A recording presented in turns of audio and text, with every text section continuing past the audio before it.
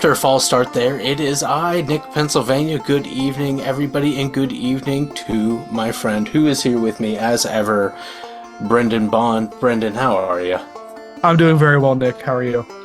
I'm doing all right. I suspect I'm a little less frustrated with you. Now, those of you who are not with us, which is everybody listening, do not know the struggle that is going on with Brendan in one of our newspaper archives that we access periodically. They've give him a tease. They take away newspaper archives, the give and they take in a capricious relationship. It's tough because they like you said, they get their meat hooks in you. Yeah. And they show you exactly what you want to see. They'll do it to you every day. They did the same thing to me. Yeah. Break your heart, kid. Oh, that's awful. That's awful. Well, it's going to be an interesting one because, well, one, have you, this is completely unrelated, have you ever tried these tea candies? Tea candies? Yeah. No. Classic, but I'm interested. Classic iced tea flavored little candy. Bali's Best. This is the last one. The last time we recorded, I had about 6 of them. So if you heard, yeah, that has nothing to do with anything. But what you have brought today is another one of those times where you were wise to a story that I was not. I resisted the urge to look anything up, although you didn't tell me much anything. You hinted at, you didn't give me a real direct title, something about a demon, and then you said something about a pie. And I know there's some people who do listen on the regular who know how I feel about pie. This sounded like a demonic pie. I'm made entirely of ears. So I'm going to hand things over to you. What's the story? And again, I stress I have not looked anything up. All I know is that Bond has been trying to access a San Antonio newspaper for the last 10 minutes. With some degree of frustration. And so, but he's happy that I'll have fresh eyes for this because apparently this is something of a known story. Maybe not super widespread. Mm-hmm. Well, it's one that I didn't know a ton about, but kept kind of always kept hearing the name and didn't know a ton about it. So, as usually happens with those kind of things, I put it on our little kind of running list, and that we have of episode ideas. And when I get the free time, I start digging into things. And as per usual, I was not disappointed. So what we're going to be talking about tonight is not a demonic pie, though I'm sure we could find a good story on a demonic pie out there. If you have one, let us know. But this is actually about the Dover Demon. I always thought when this was referring to the Dover Demon, I always thought it was something over in England, over in Dover, in the UK. It's not. It is about Dover, Massachusetts. Not even Delaware, Dover. That was because my aunt lives right outside of Dover, Delaware. Right, but I guess if you live anywhere in Delaware, you live outside of Dover. Right, yeah, Unless you live inside of Dover. Unless you're inside of Dover. Right. So this is kind of always kind of lumped into the kind of like almost like one-off cryptid category. The first time I saw it referenced in just some of like our research that I was doing was whenever we were talking about the Grafton Monster a few months back. And people were comparing it to it, and I was like, "Oh, Dover Demon," because I always assumed, "Oh, Dover Demon, it's probably something over in England where like someone thought like the devil showed up one night, kind of thing." I was thinking of Spring Heel Jack. Dover Demon. I thought definitely somebody in a long coat and a funny hat, and those little stirrup pants, something Edwardian. Yes, very Edwardian. That's what I always kind of assumed. And once I started Googling it, I was like, oh, I was very wrong. And but it's still a really interesting story. So I wanted to share it with everyone here. So again, this is Dover, Delaware, or Dover, Massachusetts, excuse me, which is this little town outside of Boston. And this takes place in 1977. And there is quite a bit written about this out there. We're going to reference at one point, Lauren Coleman has a bunch of research that he did on this case. So it's been covered and everything. And I was trying to piece together like the sightings and everything. And then I came across one of the original articles, which is always nice. We always love when we can find like sources that are contemporary to these sightings. I thought that this article did a really good job. So I guess it originally comes out of the Boston Globe, but this one was actually printed in the San Antonio Express, sometimes the San Antonio Star, depending on which archive you're looking in. But it's from June 19th in 1977. And the time period we're talking about, these sightings occurred on April 21st and 22nd, 1977. So this is just a short time afterwards. So I'm just going to read this short article in its entirety because I think it does a really good job of just kind of hitting the highlights of the three sightings. So here we go. Bizarre 4-foot creature with orange skin and glowing eyes stalking a town by Charles Brown. A creature unlike anything known on Earth has been sighted by 3 teenagers in separate incidents. Although their descriptions differ slightly, all agree that the creature was about 4 feet tall, had a large watermelon-shaped head, no ears, and 4 spidery limbs with long-fingered claws. The sightings all took place within 36 hours in the town of Dover, population 5,000, 15 miles southwest of Boston.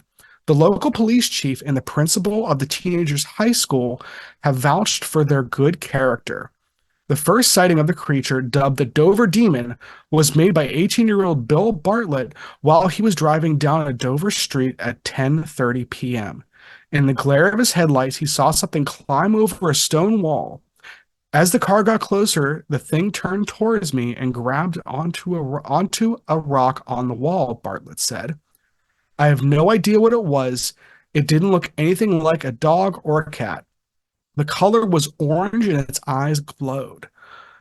As soon as I got a good look at it, I gunned the motor up and got out of there.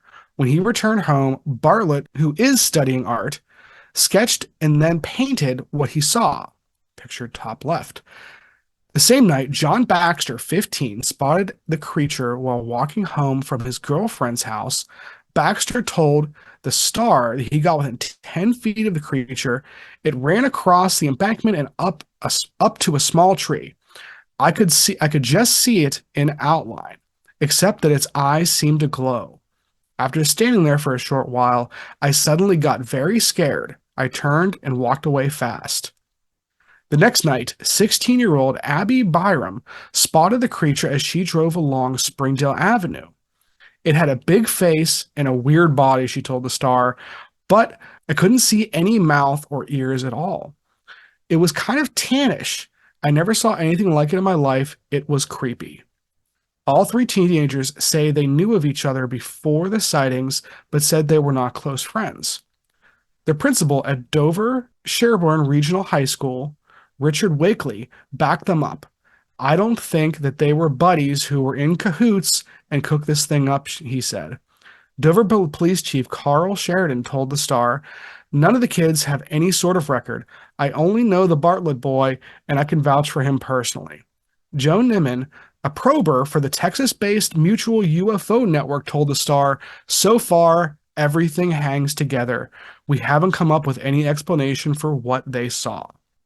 Okay, so I'm confused by one thing. Was that MUFON? That's MUFON. That is early MUFON right there in 1977. I was 77. Huh. Mm-hmm. Okay. Well, I'm just curious why their Texas representative. Did they not have anybody closer to New England? Well, no, it's Texas based. That's where MUFON is based out of. Okay. Yeah, well, that makes sense too. Yeah. No, I don't think they would have. I don't think they would have sent someone from Texas the whole way up to Boston at the time. Well, you got to send the best. Understandable context issue there. Yeah, because this is a Texas paper too. Okay. Well, I was doing a little bit of research into Dover when you're talking, so maybe I missed something. But I do want to point out an important fact that yes, Dover, Massachusetts, was the home of Milt Schmidt of the Bruins Kraut line of the 1940s. We're talking Bobby Bauer, Woody DeMart, and Milt Schmidt, one of the most famous lines in all of the NHL of the 1940s into 50s Boston Bruins, which has Wow. nothing to do with the story other than I was excited to see Milt Schmidt. I love looking at the notable persons part That's of one of the first Wikipedia. things I always do. That's how you judge a town a lot of times. It Like, really is. Apparently, Dover is also the wealthiest borough within the Commonwealth of Massachusetts. yeah, I bet there's some folks who take umbrage with that, but it's, Well, frankly, it wasn't good enough for Milt Schmidt. wasn't I mean, the man's a legend, and he but lived to be yeah. almost 100. So anyway, but what I may have missed Yes. while I was doing that important research Yeah. is how. So they just saw this thing on the road. Yeah, so there's three sightings. The first one Okay. was Bill Bartlett and his friends Mike Mazoka and Andy Brody. No, I Um, picked up that. I yeah. got that, but there's no. They just saw this cryptid. Yes, on the side of the road. So Yep. I mean, not to be like, is this within the bailiwick of MUFON? Is MUFON being just like, are they really? So, I mean, this is the early days trying to get themselves established, but right. And I think it's interesting because I think that like when you look at all three of them, that gets into the is this an alien? That's what I think people thought earlier. Because when you look at the photos, not the hmm photos, excuse me, the paintings, it does look kind of like a gray. Now, well, that's what I when thought when you said no ears, watermelon like head as well. I don't know if you have access to one of those, or you have one of those pulled up that I could. Okay, yeah, it's on all fours apparently. I mean the yeah, that fingers. one, yeah. This one looks a lot like our friend Tim Renner's artwork here. It does. Yep. There's a few drawings because both Bill Bartlett did a drawing, but also Baxter did one as well at the time. Both of those whenever they got home. Yeah. Um, Okay. So yeah, I can definitely see. I mean, the long fingers, the white grayish body, the head shape. Some of those give it some very prominent cheekbones. right. Now, the interesting thing is Yeah. this is before like Communion by Whitley Strieber came out because that hmm wasn't until 87.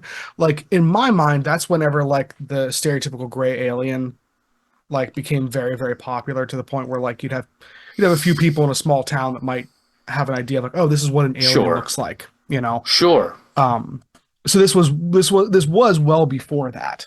And also when you look at the roads that all three of them are on, the first one was on Farm Street, the second one was on Miller Hill Road, and the third sighting, I can't remember which road the third one was on, but they have photos from like the investigation has photos of where it was. They're all relatively close in that like that area of town. The first two were less than a mile apart of that first night. So there is definitely some like proximity going on there. Yeah, and I mean, I'm seeing some park areas, some woods around. I'm Hmm. just doing the map thing, the Chase Woodlands, the Peters Hmm.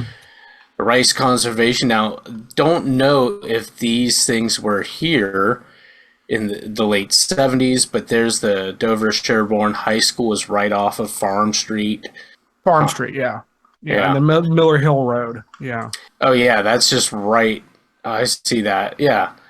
So So like Farm Street, the Farm proc Street actually intersects with Miller Hill at one point, and Mhm. then Miller Hill looks like it goes southwards to, alongside Northbrook and the Rice Conservation Land. Okay, Mhm. again, very important research to be doing, but But yeah, so yeah, like the proximity is definitely there, and you got to think in 77, like aliens were probably the first thing that folks went to before like they wouldn't have called this a cryptid, you know, like we would classify it today in a lot of ways. I don't think. maybe Um, maybe not. I mean, maybe, big yeah, Bigfoot stuff's around, but obviously right. this is a pale thing. Hmm. It's not ghostly like, so sure, alien. I Right. agree So with you on that statement. and it's interesting because when you look at all of the witnesses like posts, like I said, Lauren Coleman did some work with this, doing some interviews and everything, and interviewed Bartlett, the original witness, years later.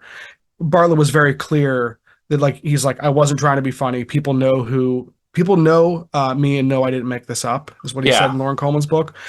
Bartlett, funny enough, has actually gone on to be a very accomplished fine artist. He does oil paintings, and interesting. he's really good. I'm gonna just send this over to you real quick. I wonder if this was well, and I'm going to say something too that is just odd because I got sidetracked by all that Milt Schmidt stuff. And again, this is the listening show, but I didn't plan this. But I'm actually wearing a Bruin shirt right now. Look at that! It's weird. Did not know this was going here. But again, this is a night where I'm just going to be coming out of left field all this time. But I am curious if okay, there's some of his artwork.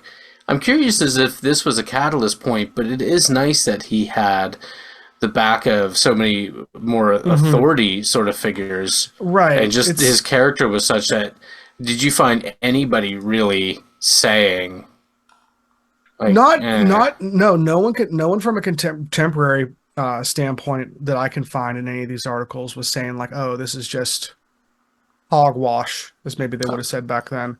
I like these, back in the 70s. I like this this one. He's got a painting of two squash that look like swans along a water there. Yeah, he does a lot with squash, apparently. Yeah, it's a passion. But no, he's really good. Like that's like I really like him. This is what the guy does. In Lauren Cohen's book, he also in Jeff Belanger has some interviews with him as well, who's like a paranormal investigator in the Northeast.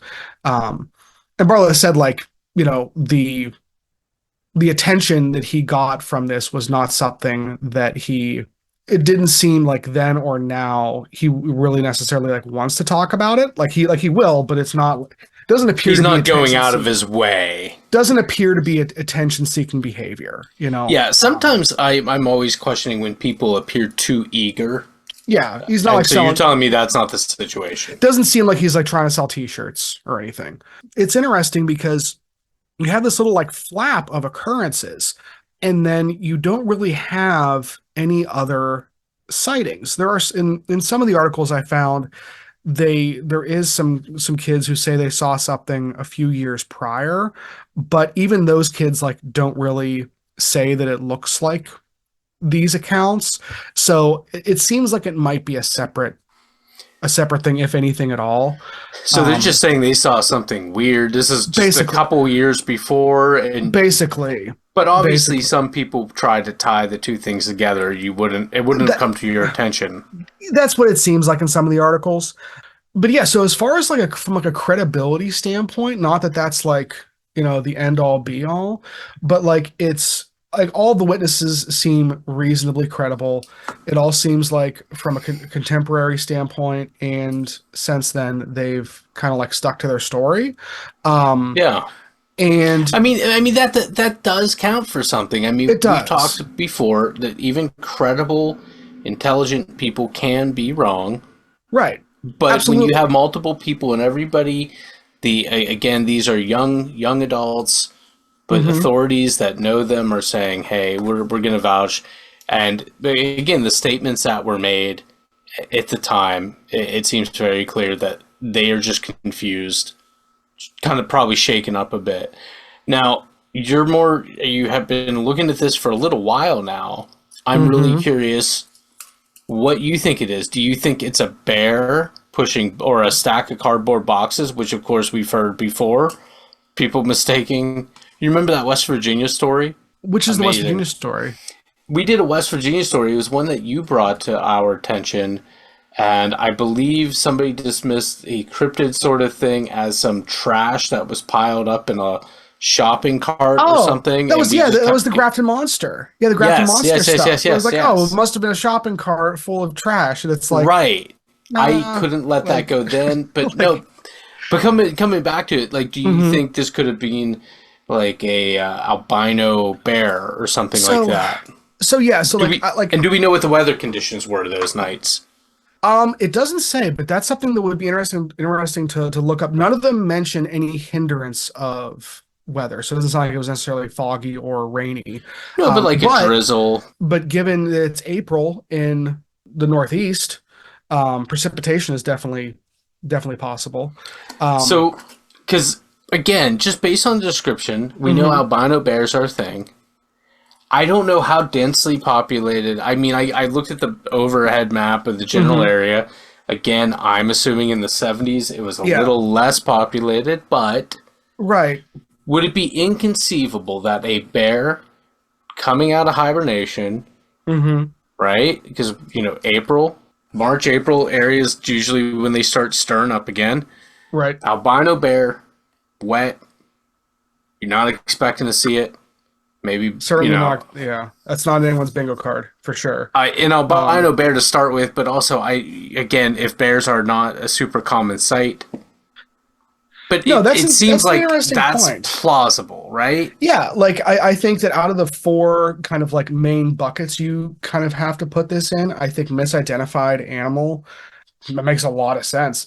And a because again, especially if a bear is like wet or something, if it's an albino bear, they're not as big and bulky as you might think. So the idea of maybe claws being misidentified as like spindly hands, and the fact that it's not being listed as being bipedal in any of these And accounts. coming out of hibernation, it's Right. lost a lot of body Right. weight. And bears do have tapetum lucidums, which is like that part of the back of the eye that makes them like reflective. Now they say glowing, in I'm these, so which glad you pulled that out. But glowing, reflective, I mean, yeah. when you see like deer Hmm. when you're driving at night, you Right. always look for the flash. It Hmm. glows. You might be more apt to say glow than the light was That reflecting could off the be eyes. So that this right. is a Yeah, semantic thing. that's true. It could be semantic now, but I think in some in paranormal context,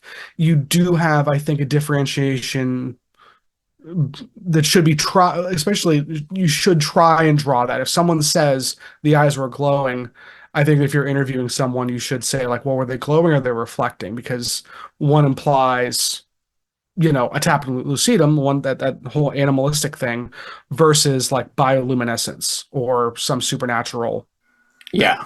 I'm Um, glad you're able to pull that word out so well, freely, though. only because that's my Bigfoot research coming in Yeah. handy.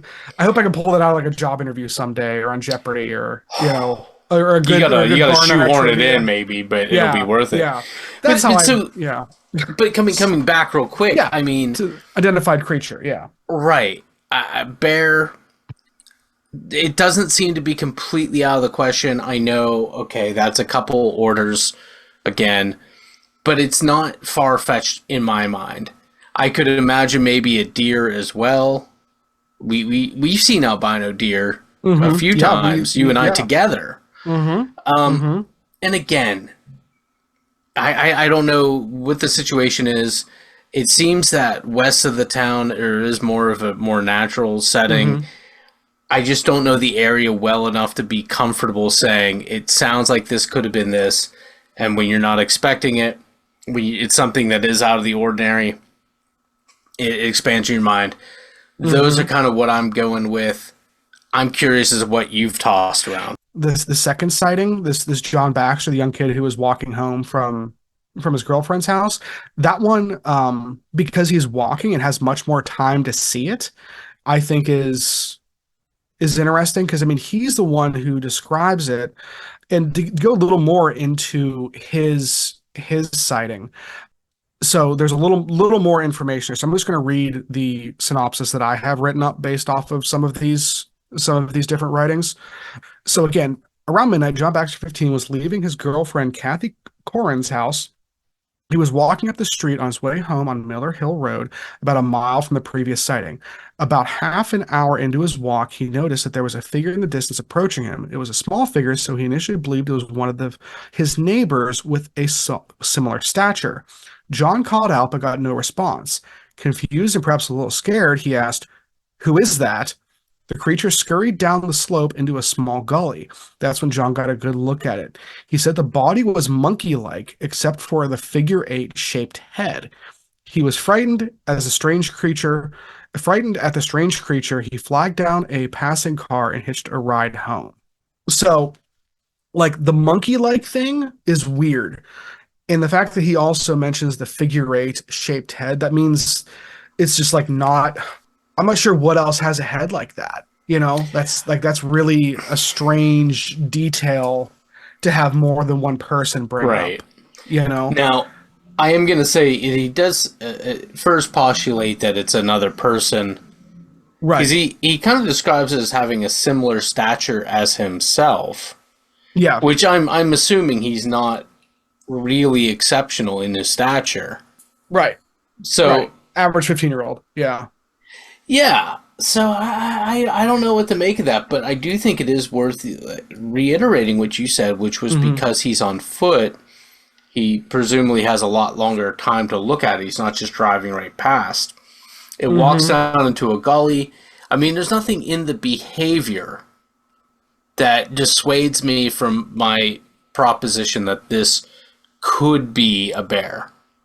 Yeah, I think that the behavior in that one, like that sounds like a bear that's out just like wandering around. You Yeah. know? And again, I will say, you and I Yeah. and some of our friends being fishing, Hmm. fly fishing in the woods of western and northern and central Pennsylvania predominantly, Right. we encounter bears Hmm. quite frequently, and most 9 times out of Right. 10, it's no big thing. You Right. just, you know, Hmm. I And always tell people that don't know. I'm like, they're like dogs. yeah, They like really are. They'll walk up by you, yeah. but they keep their distance. You keep yours. Everybody stays cool. Hmm. Nothing going on. Yeah. Everyone just be cool. That's what I keep saying. Just be Be cool. cool. This Just is be good cool. words to live by. It's just, yeah, just very rarely will that steer you wrong. They probably wouldn't have seen bears as much as a lot of us have. So yeah, the whole bear thing is an interesting angle. I'm sure that has been proposed to them over the years, though it didn't come up in any of the articles that I was reading as a possible explanation. But you do hear people say misidentified animal quite often. I mean, I guess in theory you could say like, oh, what if this was like an exotic animal? What if it was some kind of like a monkey or baboon or something like that that shouldn't have been accidentally released from a private menagerie or something? But again, you think that would be something that would go like that would have shown up in the news because Yeah. Oh, people were talking about this right afterwards. So if there was an errant baboon, that would have that would have come up, you'd think. yeah. And hold up 1 second. I was just kind of trying to find something towards that end. I actually found starting at the incredible true story of the Bears of Massachusetts, starting in 1970. This is from the Boston Globe. Okay. Starting in 1970, just after the Tipsy Bears, the state shortened the bear hunting season to a single week from 10 weeks since the early 1950s. And I can't read much more of that, but again, it looks like Massachusetts has black bears. Hmm. Much of the forested land in Massachusetts was cleared for agriculture with reduction of habitat. Blah, blah, blah, blah, blah. So apparently, yeah, they do They have do have black bears in bears. this They have place. enough Yeah. black bears to facilitate a hunting season for They have them. bad luck. Yeah, so some sort of misidentified, whether exotic or domestic animal. That's like one of the big things. Then I think we have to talk about, because they brought it up in this even in this original article, the idea of it being an alien. The thing that I think of when I'm first reading this is like, imagine having the technology to like come to this planet. Like Yeah, if that's what it is, like how bad of a day did this guy have at work to end up just wandering around Dover, listen, Massachusetts in 1977 at night, listen. just with nothing, just naked, just You're you're like so negative. You're so I'm just negative. I'm just saying Because listen, it sounds like a bad day to me that he had. I don't Like, need you to besmirch the good name of Dover. You know, again, adopted hometown of the great right, late Milt Schmidt, worst places to end up. one of the wealthier. It's very nice. I hear. Maybe it was a Yeah. nice night. Maybe it wasn't. You're right, Maybe the maybe it was a alien was nice like, you night. know what? Go for a stroll. Right. And what we learned from Fire in the Sky is like those are just Okay. bodysuits. Remember? No, the That's yeah. documentary Fire in the Sky. But I want to come back to something you said Mhm. because again, two things. One, yeah, what's it? Bad day, good day. I don't care. What's it doing?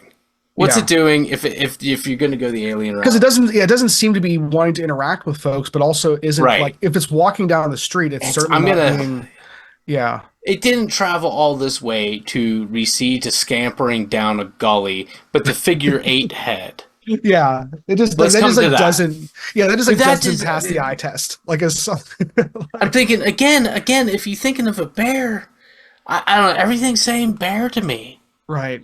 And again, I And know like the people who saw this, yeah. they've lived with this a long time. I don't know where they're at with it now, what they're saying. If I mean, certainly this has come to their, cross their path in Hmm. conversation or just in their own internal consideration. Because again, this is Yeah. one of the things that always bugs me about so many stories. Like, the 90s, the early 90s Hmm. seemed to be the abduction age. Right. Everybody was getting abducted left and right. Everybody Hmm. was starting in the 80s doing the repressed memory thing and whatnot. And I Hmm. always want to know from the time I was a kid, why you? Hmm. Why you? Like, I'm trying to remember there was the legendary Arabian poet who wrote something vaguely secular to the effect of, and I'm paraphrasing and obviously not the original language, the gods grant this wonderful gift of sight and they chose you. Why you? Hmm. What Yeah, it's yeah, it what made you seems so why would you travel? Even if you got to the point yeah. where you traveling to our planet is like me getting up and driving to Lake Erie, okay? Yeah. Where it's like, it's far enough away to be annoying, but it's not really a bad drive. It's not a You bad would like to drive. have a good Yeah. day for it, and then you Yeah. would like, why? Yeah. It Why just would? Yeah, yeah, the alien thing just like doesn't make sense. And so it like that doesn't like feel like satisfying. Along the same lines with that, there's in the other direction, I think there's two things we need to talk about that I think for me, the fact that there wasn't like more sightings afterwards makes this really interesting because one of the ideas is like, okay, well, is this a cryptid? Like, is this a unknown animal, whether naturally occurring or supernatural or whatever? Is it some sort of cryptid, some unknown creature? The fact that you don't have more sightings before and after tells me probably not, because you would think you would have a recurring flap every X amount of years or something like that if it was a cryptid. Or you would have had, people jump on the bandwagon or something like that if you want to take that angle. But you don't seem to really have that here. So people didn't take that opportunity to like, it didn't turn into a craze or anything from a social standpoint. And you don't have like a traditional flap where you have a bunch of sightings over an established period of time. This is just three sightings, like we said, in less than 36 hours. So it doesn't seem like a cryptid in that sense, that it's like some kind of naturally occurring creature. Though I will get to the alternative of that in a moment here. One of the other things that people bring up, assuming that the credibility of the witnesses is what it seems to be. They seem like credible people, what do you think about the idea of this being a hoax? I mean, it's not a big town, presumably not a big school. I don't Hmm. know. So these kids could have hung in the same circle. I don't believe it's a hoax. It doesn't have the It just hallmarks of seems that. It doesn't seem, yeah, it seems like somebody would have come up right, and broken that. I mean, yeah. I right. don't. I'm not going to describe that. I mean, I feel like give the benefit of a doubt. Like I said, that the bear thing wasn't widely discussed then, and I Hmm. feel like my just staying on that, beating that drum, is being. I don't know how they would respond to that at the time, but no, I don't buy it's a hoax. What would be the if they bought it as a hoax with the attention they got, they could have It gone a didn't lot see, further. yeah, It could have been more beneficial. They could have milked it a bit. They could have had some fun with it. It yeah. doesn't it Or if doesn't somebody appear was, that they've done that. yeah, and if they weren't willing participants and it was someone just trying to mess with people, you'd think there would have been more than three. There would have been like a ton of sightings or something like that would have came forward. And again, this is showing up in national papers. So like, Right. I mean, like there would have been more people coming forward if there was some kid in a weird outfit peeking in people's windows 2 nights in a row or something like that. But again, that doesn't seem to be the case. So I agree. It doesn't have the hallmarks of a hoax either. That turns us to the supernatural realm now. And Lauren Coleman, I think a few folks have looked into this since then as well, um, bring up something that they found looking into the town's history that I think adds a very interesting element to this stuff. In a 1914 book by a local historian, Frank Smith, he wrote about the same area.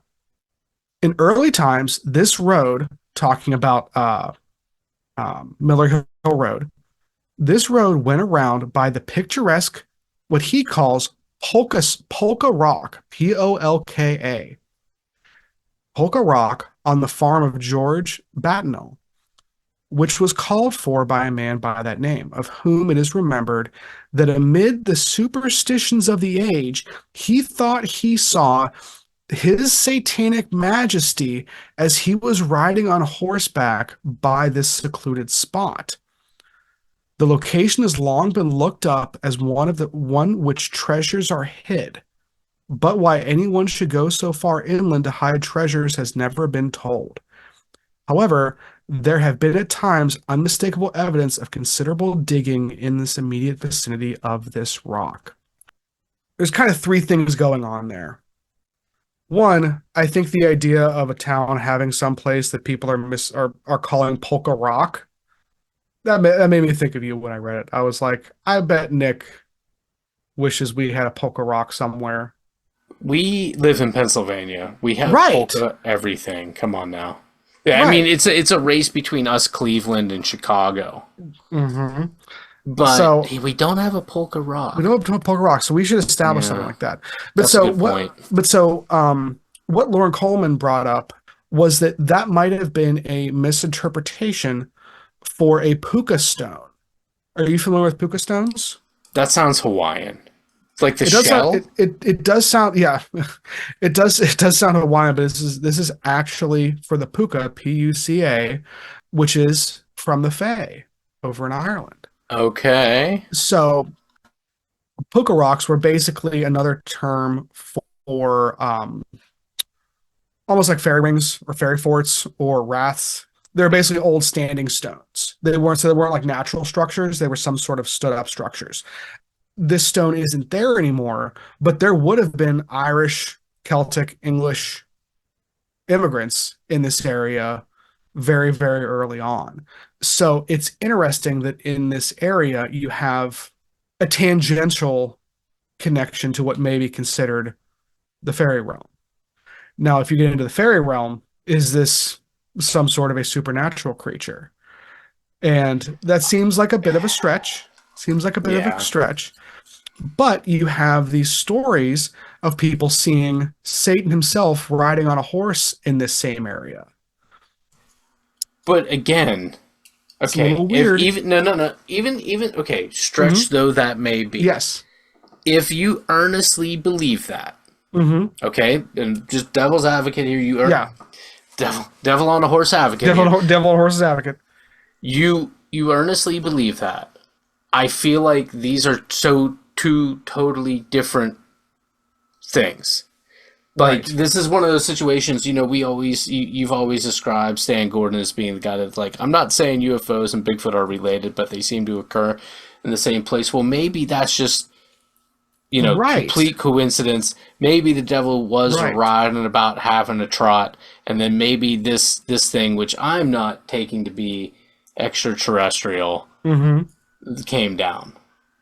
and Right. they're separated by some time. Some time, for sure. So But I think what it does, along with the idea of this place being an area where people used to bury treasure, like there's been a lot of work done, especially in recent years, about the correlation between buried treasure and digging and the supernatural. I mean, heck, our first one of our first things had to do with buried treasure, you know. yeah, but it didn't have to Um, do with the supernatural. that's true. No, you're right. That's a good point. Maybe these Um, things have things in common or draw a lot of the well, same people because they're both mhm. mysterious Right. things. Well, I think that's what it kind of points towards. I think it's interesting that you have a small area of a small town that has the Dover Demon, Yeah. the Devil on Horseback, buried treasure, and a possible Fey wrath. You know, Wait. Okay. what that does is says, okay, this may just be a weird area. You know, like some areas are weird. This may be one of those weird areas. But my take is like, hey, Yeah. I'm not going to be like burying Blackbeard's treasure and be like, geez, Cap, don't you think that this is going to be an invitation to some fey creatures? And Yeah. Blackbeard turns to me and looks like, I don't know. I don't think the Boston, Massachusetts, the greater Boston, Massachusetts area is going to ever be known for a large population of Irish. You know, maybe this is Right. just it's an important port area, and it gets a lot of different. You know, I think of I'm sorry. Just got me. I think of Thomas White, and he talked about the Yeah. importance of Western PA because Hmm. most every culture at least stopped here for Right. a moment Hmm. during the Hmm. American expansion westward. He said, with the exception being predominantly some Chinese and uh, like southwestern Yes. cultures, and Yes. so I imagine Boston. I mean, Boston is a principal city Hmm. in colonial Hmm. times and throughout American history, and remains so. But in the age of whaling and Hmm. masted ships, Right. tenfold. So I could that not have more to do Right. with all these Hmm. happenings? Because again, Dover is right outside of Boston. I mean, it is a Hmm. matter of miles. Right.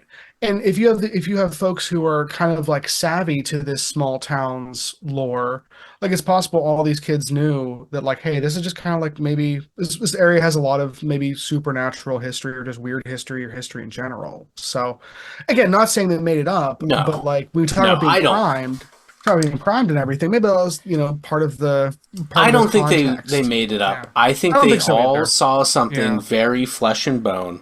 I'm Hmm. going with albino bear, maybe a Yeah. bit damp, but maybe fishing at one of Yeah. the streams that seemed to be in the immediate area. Maybe not. Maybe they saw something really crazy, but I do believe they all saw something very real. I Hmm. believe they all saw the same thing. I believe they were all shook up by it, and I believe whatever it was likely moved on, maybe was seen by other people and wasn't really well noted or documented. But I leave you with this, because I had to find the quote, and I Hmm. think it's pertinent. It's pertinent to the story, and I'll explain why briefly. So I couldn't figure the poet is the great Persian poet, author of the Rubaiyat, Omar Khayyam, Oh, and okay. Yeah. this comes from the Okay. Rubaiyat, which Okay. again, apologies for mispronunciations. It goes, and do you think that unto such as you, a maggot-minded, starved, fanatic crew, God gave a secret and denied it me? Well, what matters it? Believe that too. And as you go about and Yeah. as you listen to people to whom things have been revealed, be they divine or be they the um, excited recipients of alien abduction, you know, why you, Dale? Right. You know, Yeah, that's a whole conversation right there, isn't it? Yeah, sure is. Sorry, which is I good. had to come with that. I am so scattered. I've been Yeah. working in the sun Well, all so afternoon. speaking of scattered, The pie? we have to talk about this. And if you're not Yeah. interested, if you're one of our listeners who's not interested in this, feel free If to you check out now. if But you for find those of images of you, pie disturbing, so while reading this San Antonio article, sometimes you find things when you're digging for this stuff, and you're just like, man, like what a beautiful world we live in. Um, it just never ceases to amaze me. Just when you think things are getting bad, you find an article like this, and you're like, you know what, we're gonna be okay, you know everyone. We're what gonna be you okay. did leak the title of this pie to me. Yeah. And So I'm just gonna. I'm a little, you're building this up because I was a little, and I think I led this conversation by saying some of you know my attitude of, I mean, this body didn't make Yeah, itself, Brendan. that's right. It took a lot of So discipline and pie. so I'm just gonna read this article verbatim, and I'm gonna try and get through the whole thing. And It's not long, but I'm gonna try not to impede you in that so progress. the title of the article, and this is again from June 19th, San Antonio Express, 1977. Earthworm pie is judge's choice. Lynn Rimovosky's quiche Lorraine tasted a bit earthy, but that was fine with the judges in the second annual Earthworm recipe contest. They awarded Lynn, a 31-year-old school teacher from Bayonne, New Jersey, the $500 first prize in their contest. It was fantastic, Lynn said. I was really happy when they called to tell me I won. I wasn't aware of the prize money when I entered the contest, and that made winning all the better. Lynn called her dish quiche Lorraine avec ver de terre, which simply means Yeah, Ave qui- with earthworms. yes, thank you, yes. Um, it combines it combines pie shells, eggs, cheese, onions, seasonings, and 16 crumbled earthworms. The worms I must be hate this. washed. The worms must be washed, boiled 3 times, and bake dried before being eaten, according to the North American Bait Farms of Ontario, California, which sponsored the contest. A judge of the contest was Bernie Fulber, public relations director for ABC's Happy Days and for Henry the Fonz Winkler. He became involved after Winkler shot a scene from which new movie heroes on an Oregon earthworm farm. I was hoping the day of the contest would never come, but those recipes were very good, Fumer said. The quiche was just like my wife's, he added. Now, okay, I don't care if you're done with that article or not. That's it. I was really all right. I've got two immediate thoughts. One, I'm not against eating. I've eaten some insects. Not Yeah. opposed to it. I really thought this was going to be like earthworm pie, and then learned it's like a spaghetti squash pie, which Right. is I've had. It's delicious. It's like a custardy sort of Yeah. thing. Yeah, Yeah. right. My friend Russ made No, one. Hi, it's Russ, if you're listening. And then my friend Courtney once made, mm-hmm. and we it was very sweet. A possum pie Mm-hmm. had a profound lack of actual American marsupial in it. Mm-hmm. It was quite good, very sweet, too sweet for me to have much of. But Kind of like a I sugar frog. remember being out in the backyard with our friend Naughton, and we Mm-hmm. were harvesting stinging nettle, Ah, which yeah, yeah. Yep. is not a native plant here. It's brought over by the Scots, Mm-hmm. and we were harvesting it because he found out that you can make tea E. and Yeah. beer from it, and Mm-hmm. that was the goal. And if you're not familiar with stinging nettle, it's not painful in Ooh, small yeah. doses, but we had pants stuffed into boots. We had duct taped around that. We had work gloves on. I had the plastic gloves on Yeah. under that. Lots of tape, hoodie on, Svitzen like you couldn't believe because it's hot. We're all taped up in our makeshift hazmat suit there. Yeah. Okay, and at some point I thought I'm going to continue to do this because this is what Naughton wants, and I am curious. But you have to boil it twice. Mm-hmm. You have Yeah. to change the water. You have to be very thorough. Mm-hmm. Otherwise, you're going to get stinging nettle in the back of your throat. It's a bad day. Yeah. Bad day for everyone. How? Why are we doing this? Do we? There's so many things that we could drink right now. that are already prepared, or that we may be taking an hour to prepare, that don't have these risks associated with this. Why are we doing this? If we have to clean these worms 3 times, you got to ask, like, can I just use artificial worms? Maybe Is there a substitute? Maybe the same reason that Lynn Rimavosky was making this pie is the same reason that Alien ended up in a gully in Dover, Massachusetts. You just mean bad ideas? Just bad ideas. Just bad ideas. We could have turned back at any time, but we could have didn't. been like, I could have packed a bike. Yeah, I could have. Of everything we could have had, but like, I love the fact that the article is like not tongue in cheek. Yes, they're just. I love that Henry Winkler, old Wink's involved. I bet you didn't realize we were going to start with Earthworm Pie, talk about New Jersey school teachers, and Henry Winkler all in the same article. I sure did. It's been quite a ride. And I don't know what's weirder, because I've been hearing old Wink on the radio quite a bit talking about macular degeneration in his father-in-law. Yeah, it's quite the moving commercial. I bet. Henry Winkler's a hell of a guy in my book. So. He does seem like Paul Newman light. Yeah. When you hear people tell stories about him, working with him and everything, a lot of opportunities for him not to be cool, and he's been cool, it seems like. And like we said earlier, just be cool. Goes a long way. Just be cool. You know? Hey, Brendan. Yeah? Don't just be cool. Be real cool.